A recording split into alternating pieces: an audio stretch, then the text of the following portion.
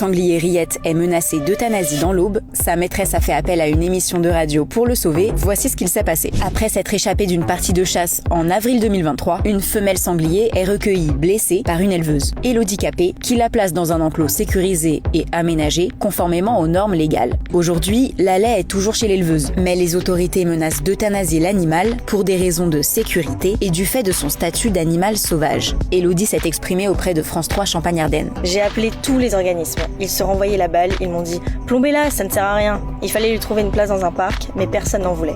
Et maintenant, elle est imprégnée de nous. L'affaire est médiatisée le 10 décembre, quand Elodie contacte l'animateur Julien Courbet, qui fait du sauvetage de Riette le sujet principal de son émission « Ça peut vous arriver » sur RTL. Une pétition pour sauver la laie est aussi mise en ligne sur change.org. Elle rassemble pour le moment plus de 15 000 signatures. Une forte mobilisation gagne ensuite Instagram et X, avec les hashtags « Sauver Riette » et « Vivre ensemble ». Les internautes appellent la préfecture de l'Aube à revenir sur sa décision. Et localement, la sénatrice Vanina Paoli-Gagin lui apporte aussi son soutien en envoyant des courriers auprès des administrations et instances politiques pour sauver Riette. Dans un communiqué de presse, la préfecture de l'Aube explique que la détention des animaux d'espèces non domestiques est en outre encadrée par l'arrêté ministériel du 8 octobre 2018, qui ne permet cette détention que pour les animaux d'origine connue et licite. Pour les sangliers, la détention n'est autorisée que si l'animal provient d'un élevage. L'affaire a dorénavant été prise en charge par le parquet et une enquête a été ouverte.